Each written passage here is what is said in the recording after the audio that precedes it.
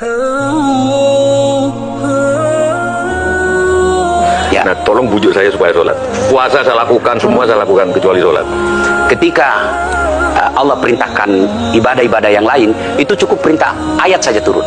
Allah perintah haji, ayat saja turun. Allah perintah puasa, ayat saja turun. Allah perintah bayar zakat, ayat saja turun. Tapi ketika Allah perintah sholat, tidak boleh ayat turun. Nabi dijemput oleh dua malaikat, kemudian diajak naik ketemu dengan Allah untuk menerima perintah ini. Kenapa? Karena perintah ini sangat penting.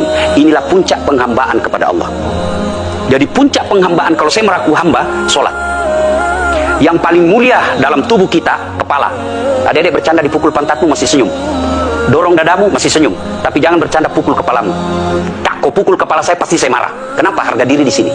Tapi ketika kita sholat, anggota tubuh yang paling mulia, kepala, rendahkan seperti kakimu.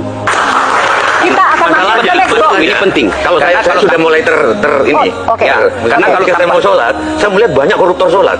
Ya, Saya melihat banyak orang sholat yang kalau saya ajak ngomong main HP, nggak punya adab. yang paling enak memang sholat tidak korupsi. Yang paling nyaman memang, paling ideal sholat jujur. Tapi wala talbisul haqqa bil batil, kata Allah. Allah tidak mencampurkan antara hak dan batil. Sholatmu beda, puasamu beda, maksiatmu beda. Itulah sehingga Allah hadirkan dua malaikat, rakit dan atid, mencatat yang baik di baik, yang salah salah. Tapi ini setan kan tidak membiarkan itu. Maka setan masuk. Nah, dia sholat tapi dia korup. Tapi Allah Maha Adil, maka ditimbanglah nanti mana yang lebih banyak, kebaikanmu atau keburukanmu. Kalau dia baik amalnya tapi tidak ada sholatnya, sia-sia. Kenapa? Passwordnya kebaikan itu, kuncinya itu adalah sholat. Ustaz, ketika naik haji, naik pesawat, pesawat itu mungkin dibikin orang yang nggak sholat. Iya, betul. Terus gimana dong? Nah, kursi itu mungkin dibikin orang yang nggak sholat. Iya, betul. Terus? Nah, bagi orang yang tidak sholat itu, Allah nanti perlihatkan amalnya. Yang ciptakan listrik ini luar biasa amalnya. Iya. Saya bisa dakwah karena ada mic. Iya. Dan mic itu dari orang non-muslim yang Iya. ciptakan. Maka Allah nanti pamerkan. Ini kau punya amal. Oh, ini 10 miliar kau punya amal. Mana passwordnya? Mana kuncinya? Kuncinya itulah sholat. As-sholatu imanuddin, as-sholatu miftahul jannah. Nah, sholat itu kunci kebaikan, sholat itu tiangnya agama.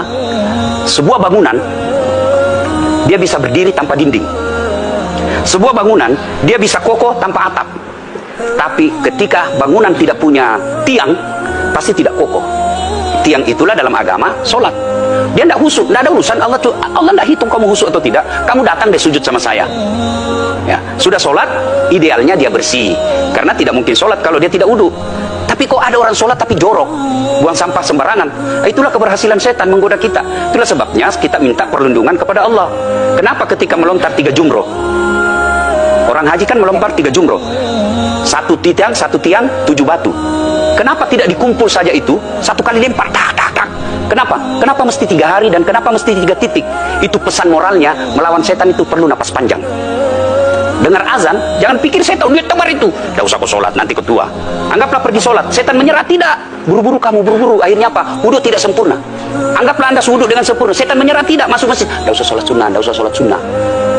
Prinsipnya setan, kalau dia tidak bisa dikalah, jangan untung.